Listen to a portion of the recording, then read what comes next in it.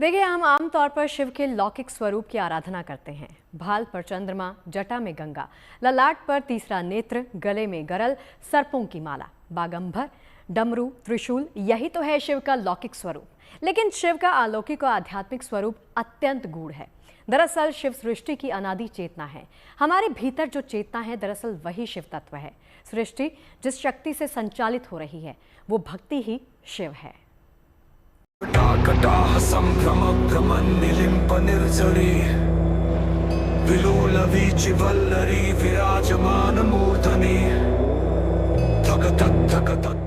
मन में शिव शब्द का संघात होते ही मानस पटल पर एक आकृति उभरती है। भाल पर चंद्रमा, जटा में गंगा, माथे पर त्रिपुंड के साथ तीसरा नेत्र, नीला कंठ, गले में सर्प की माला, एक हाथ में डमरू, दूसरे में त्रिशूल, मृगछाल की आसनी, पूरा शरीर चिता भस्म से लिपटा हुआ, वाम भाग में मां पार्वती और सामने विराजमान नंदी। यही है शिव का लौकिक स्वरूप, या कहें स्थूल स्वरूप। लेकिन अपने पारलौकिक या सूक्ष्म स्वरूप में शिव अपने लौकिक या स्थूल स्वरूप से बिल्कुल अलग हैं। सबसे पहले तो आप ये जान लीजिए कि अपने व्यापक और विराट स्वरूप में शिव इंद्रियों के विषय नहीं हैं। शिव को संपूर्णता में समझने के लिए हमें रूप, गंध, स्पर्श, स्वाद और श्रवण की सत्ता के पार जाना होगा। राग द्वेष के साथ ही काम, क्रोध, लोभ, मोह, मद मत्सर जैसे मनोविकारों के बंधन में फंसा मनुष्य शिव के पारलौकिक या सूक्ष्म स्वरूप की अनुभूति नहीं कर सकता। शिव को संपूर्णता में समझने के लिए शिवत्व को प्राप्त करना होगा। 8वीं सदी के आखिर में 32 वर्ष के लिए धरती को धन्य करने आए शिव के अंशावतार आदि गुरु शंकराचार्य ने अपनी युगातीत रचना निर्वाण अष्टकम में प्राणी मात्र को शिवांश निरूपित करते हुए लिखा है: मनोबुद्धि अहंकार चित्तानि नाहम, न च श्रोत्र जिह्वे, न च घ्राण नेत्रे, न च व्योम भूमिर, न तेजो न वायु, चिदानंद रूपः शिवोहम शिवोहम। आदि गुरु शंकराचार्य कहते हैं कि मैं न तो मन हूं, न बुद्धि, न अहंकार, न चित्त हूं। मैं न तो श्रवण हूं, न जीभ, न नासिका, न ही नेत्र हूं। मैं न तो आकाश हूं, न धरती, न अग्नि, न ही वायु हूं। मैं तो शुद्ध चेतना हूं, अनादि अनंत शिव हूं। शंकराचार्य के इस तात्विक दर्शन की लौकिक व्याख्या की जाए तो यही अर्थ निकलता है कि समस्त चराचर जगत में जो विशुद्ध चेतना है वही शिव है। ये विशुद्ध चेतना अखिल ब्रह्मांड में व्याप्त है और यही चेतना हमारे भीतर भी है, हर जीव में है। जब तक हमारा मन, बुद्धि, चित्त सांसारिक मोह माया यानी विकारों से भरा है, तब तक हम अपने भीतर शिव तत्व की अनुभूति नहीं कर सकते। शिवत्व की चेतना की अनुभूति के लिए इन्हें खाली करना होगा, बिल्कुल खाली, शून्य। शून्य होते ही शिव की चेतना का अलौकिक प्रकाश फैलने लगेगा। It is in the lap of Shiva that cosmos is happening, because it's that which is not. When somebody realizes that or experiences that, we call that person also Shiva. This is how Adi Yogi got labeled as Shiva, because he touched that dimension, became one with it. And the only way you can know it is by dissolving into it, not by grasping it. साफ है कि पूर्ण रूप से रिक्त हो जाना ही शिवत्व है। ये अखिल ब्रह्मांड त्रिगुण प्रधान है। दृश्यमान जगत में ये तीनों गुण हैं, सत, रज और तम। व्यावहारिक भाषा में कहें तो सात्विक, राजसिक और तामसिक। ये तीनों गुण संसार में साफ तौर पर दिखाई देते हैं, पर शिव को त्रिगुणातीत माना गया है, यानी तीनों गुणों से रहित। क्योंकि जब तक गुण धर्म का बंधन रहेगा, चेतना प्रकाशित नहीं होगी। जो त्रिगुणातीत है उसके अंदर सृष्टि के 3 मूलभूत परातत्व अपने आप प्रतिष्ठापित हो जाते हैं, और ये 3 मूलभूत तत्व हैं सत, चित और आनंद। सत का अर्थ है शाश्वत यानी अपरिवर्तनीय। जो अपरिवर्तनीय है वही तो सत्य है। चित का अर्थ है चेतना। आनंद मतलब रोग शोक क्लेश से सर्वथा मुक्त अवस्था। सद चित और आनंद को मिलाकर शब्द बनता है सच्चिदानंद। शिव को सच्चिदानंद माना गया है। चूंकि शिव हर जीव में विद्यमान है, इसीलिए जीव भी सच्चिदानंद ही है, लेकिन विषया शक्ति की वजह से अपने स्वरूप को भूला हुआ है। हम सच्चिदानंद स्वरूप है, हम सत्य हैं, देह सत्य नहीं है। ये मिटती है, इसमें परिवर्तन है, विकार है, इसकी अनेक अवस्थाएं हैं।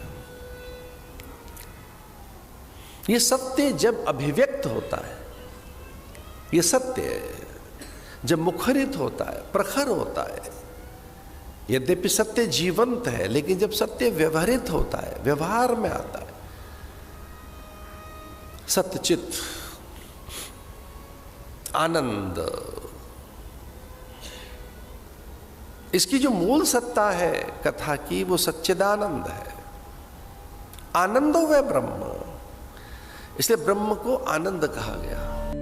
सनातन के कालजयी वांग्मय में शिव को अनादि माना गया है। भगवान राम और भगवान कृष्ण के जन्म की कथाएं मिलती हैं, बाल लीलाओं की कथाएं मिलती हैं, लेकिन शिव के जन्म का कोई वर्णन किसी भी पुराण या ग्रंथ में नहीं मिलता। शिव सृष्टि के साक्षी के रूप में अनादिकाल से विद्यमान हैं।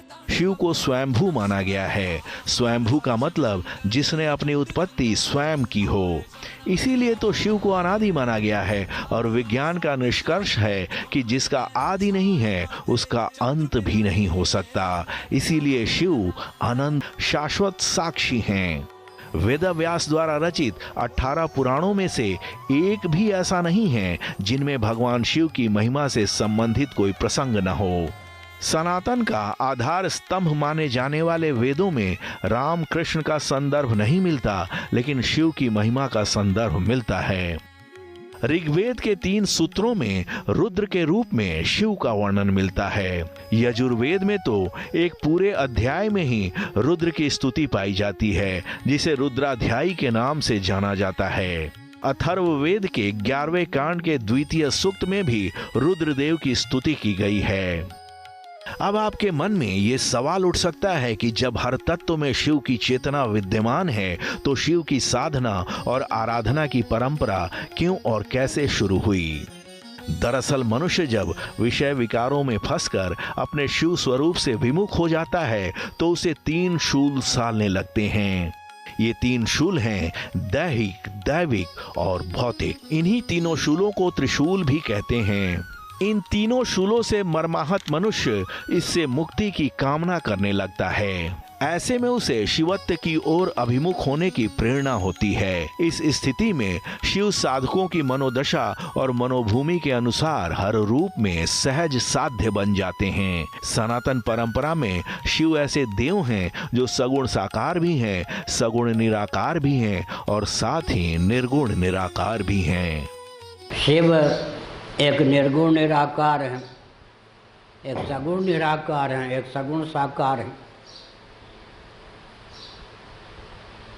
सगुण साकार शिव जी की मूर्ति का दर्शन करते होंगे, चित्र का दर्शन करते होंगे। सगुण निराकार शिव का प्रतीक, निर्गुण निराकार शिव का प्रतीक शिवलिंग है। सगुण निराकार भी शिव हैं। अंत में शिव जी का मौलिक स्वरूप शांतम शिवमद्वैतम चतुर्थम मन्यन्ते सात्मा सविज्ञेयः सच्चिदानंद रूप निर्गुण निराकार है। तीनों के साक्षात्कार अनुभव का ढंग अलग अलग है। पहले सगुण साकार शिव की उपासना करनी चाहिए। अद्भुत है भगवान शिव का ज्ञान और विज्ञान। शिव सृष्टि का आधार हैं, शिव सत्य हैं, आशुतोष हैं, देवों के देव महादेव हैं, रुद्र हैं, आनंद हैं, शिव महायोगी भी हैं, वही मृत्यु हैं और जीवन भी, सर्जक भी हैं और संहारक भी। शिव ज्ञान स्वरूप हैं, स्वर और संगीत के प्रणेता हैं, इनके डमरू से उत्पन्न नाद ही ब्रह्म है। शिव अनादि हैं, इसलिए अप्रमेय भी हैं। शिव के दिव्य अलौकिक स्वरूप की अनुभूति, उनकी चेतना का साक्षात्कार तर्क यानी लॉजिक से संभव नहीं है। आपके लिए हैरानी का विषय हो सकता है कि सनातन के सदग्रंथों में शिव पार्वती विवाह में गणेश जी की पूजा का प्रसंग मिलता है। आपके मन में ये सवाल हो सकता है कि जो गणेश भगवान शिव के पुत्र के रूप में वर्णित हैं, उनकी पूजा शिव पार्वती विवाह में कैसे संभव है। गोस्वामी तुलसीदास जी कृत अप्रतिम ग्रंथ रामचरितमानस के बालकांड में शिव विवाह प्रसंग में इस संशय का अद्भुत समाधान दिया गया है। गोस्वामी जी ने लिखा है, मुनि अनुशासन गणपति ही पूजे शंभु भवानी, को सुनि संशय करे जनी, सुर अनादि जिय जानी। गोस्वामी जी लिखते हैं कि मुनियों की आज्ञा से अपने विवाह में शिव जी और पार्वती जी ने गणेश जी का पूजन किया, लेकिन चूंकि शिव अनादि हैं और जो अनादि है उससे जुड़ी घटनाओं को कालक्रम में समायोजित नहीं किया जा सकता, इसीलिए इस बात को सुनकर कोई संशय न करे। रामचरितमानस में शिव पुराण के अनुसार एक गाथा प्रकट की गई कि शिव पार्वती के विवाह के समय गणेश जी की पूजा की गई। तो बड़ा आश्चर्य, गणेश जी का तो जन्म बाद में होगा, आविर्भाव बाद में होगा, बेटा तो अभी हुआ ही नहीं है, तो बेटे की पूजा कैसे। तुलसीदास जी ने समाधान किया, सुर अनादि जिय जानी। गणेश जी अभिव्यक्ति की दृष्टि से शिव के पुत्र हैं, पार्वती के पुत्र हैं, गौरी नंदन हैं, लेकिन पांचों देव अनादि हैं।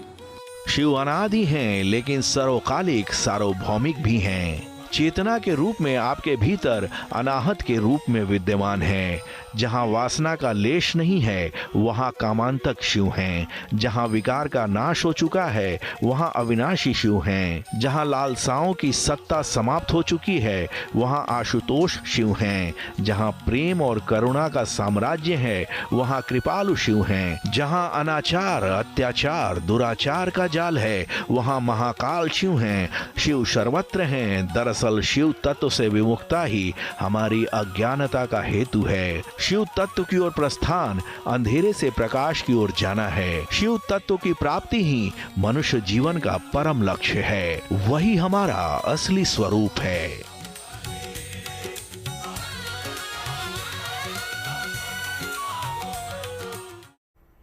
शिव के आध्यात्मिक और अलौकिक स्वरूप को जानने के बाद अब हम उनके लौकिक स्वरूप को डिकोड करने जा रहे हैं। दरअसल शिव दरबार में जितनी भी चीजें आपको दिखती हैं उन सब के पीछे गूढ़ आध्यात्मिक विज्ञान छिपा है। आर्कियोलॉजिस्ट सर जॉन मार्शल ने मोहनजोदड़ो की खुदाई में मिली पशुपति मुद्रा को शिव का प्राचीनतम प्रमाण माना था। खुदाई में मिली मूर्ति योगासन की मुद्रा में है।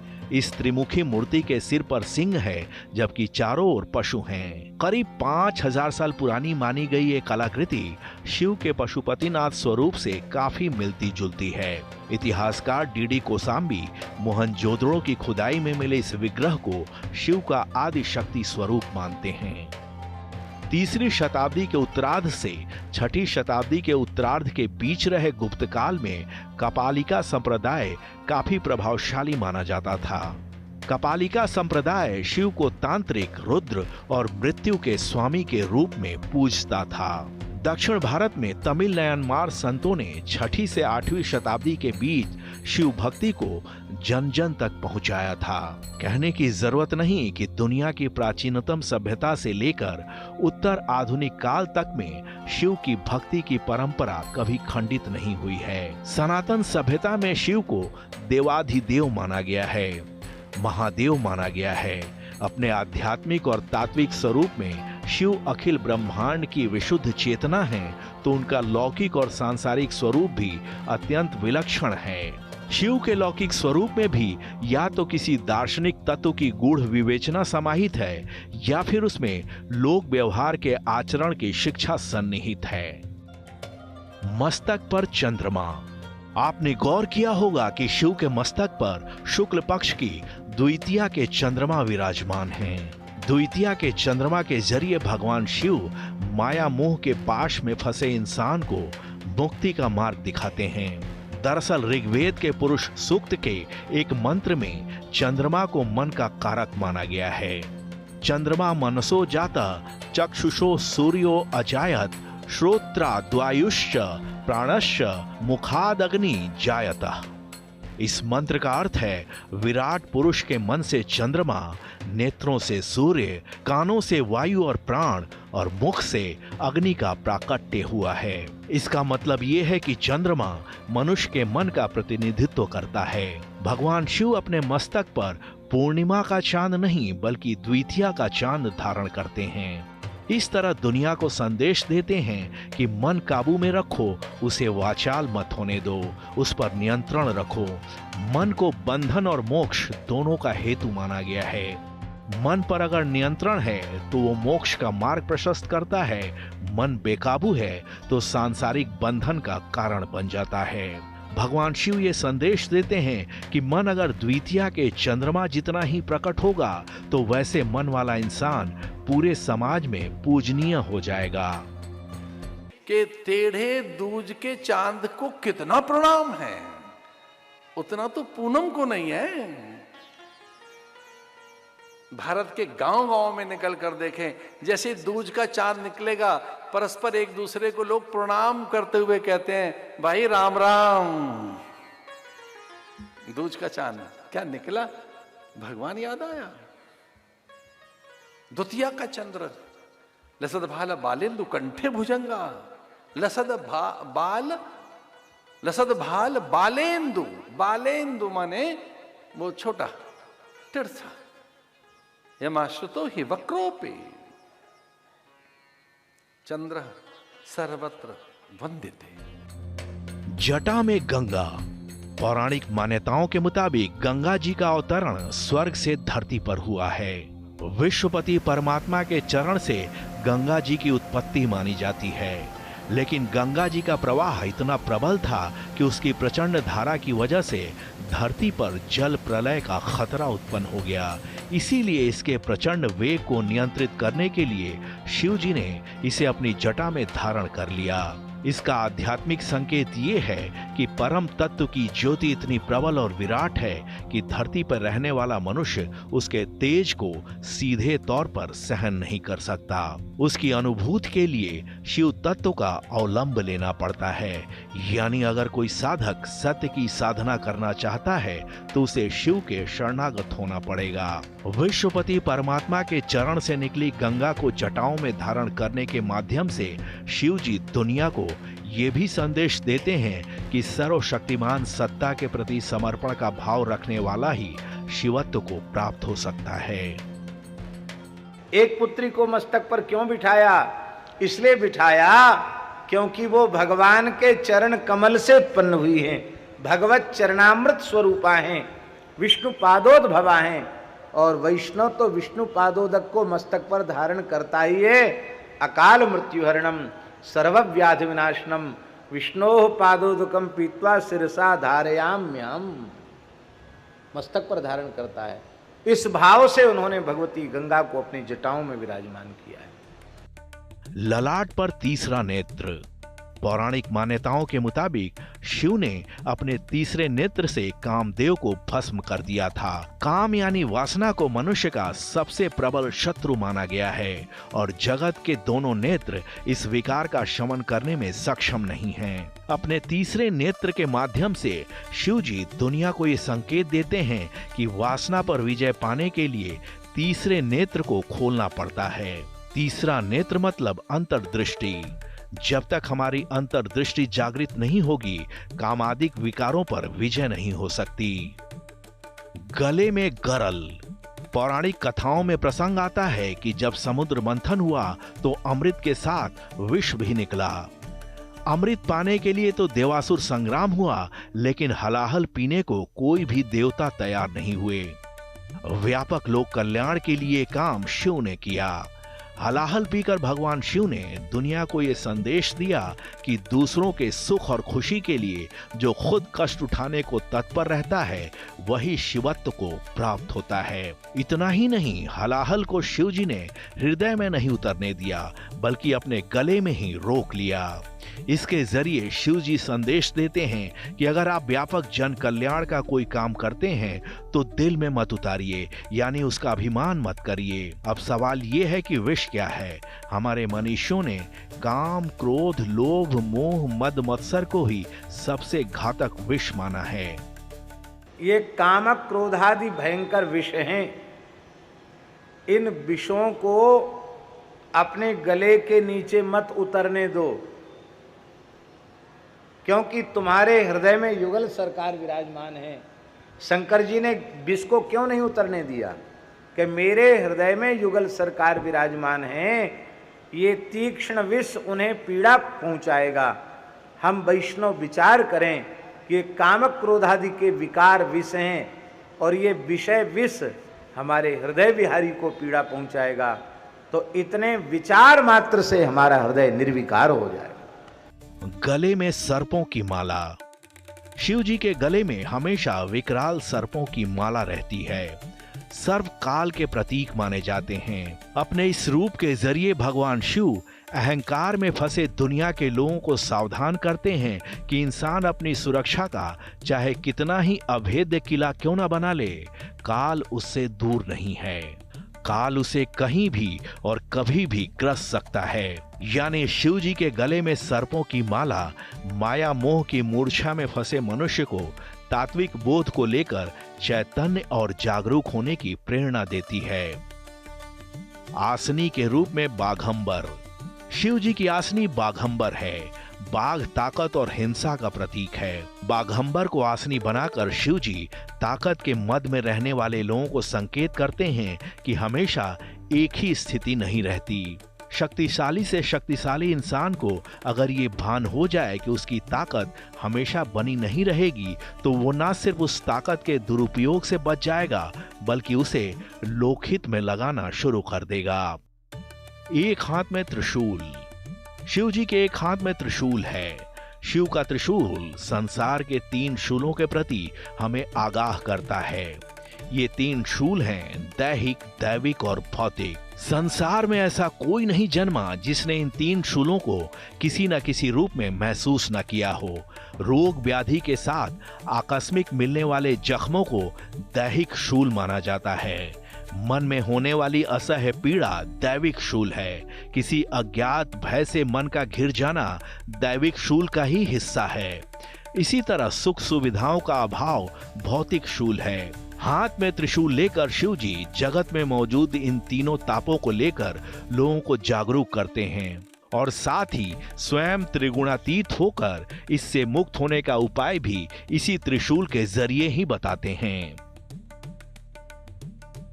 शिव जी के एक हाथ में डमरू है। डमरू की शेप सर्जन, पालन और संहार के क्रम का निरूपण करती है। डमरू के जरिए भगवान शिव दुनिया को संकेत करते हैं कि सृजन, पोषण और सर्वनाश प्रकृति का शाश्वत नियम है। इस नियम को आत्मसात करने वाले मोह माया के बंधन से मुक्त हो जाते हैं। डमरू से निकलने वाली ध्वनि ब्रह्मांड का अनाहत नाद है, जो बताता है कि पिंड यानी शरीर नश्वर है, लेकिन चेतना अविनाशी है। इतना ही नहीं, शिव का डमरू व्याकरण का मूलभूत आधार है। माना जाता है कि करीब 700 ईसा पूर्व व्याकरण का प्रतिपादन महान मनीषी पाणिनि ने किया था। पाणिनि द्वारा रचित अष्टाध्यायी में संस्कृत व्याकरण के 14 सूत्र आज दुनिया की सभी भाषाओं के व्याकरण के बुनियादी स्रोत माने जाते हैं। माना जाता है कि पाणिनि ने ये 14 सूत्र शिव के डमरू के नाद से प्रकट किया, इसीलिए इसे माहेश्वर सूत्र भी कहा जाता है। संगीत की सारी राग रागिनियां भी शिव के डमरू से ही निकली मानी जाती हैं। इसी तरह शिव का तांडव दुनिया के सभी नृत्यों का भी आधार माना जाता है। कहने की जरूरत नहीं कि संगीत, साहित्य और कला का आधार भी शिव ही हैं। इसीलिए शिव को कलातीत भी कहा जाता है। कलातीत कल्याण कल्पांतकारी।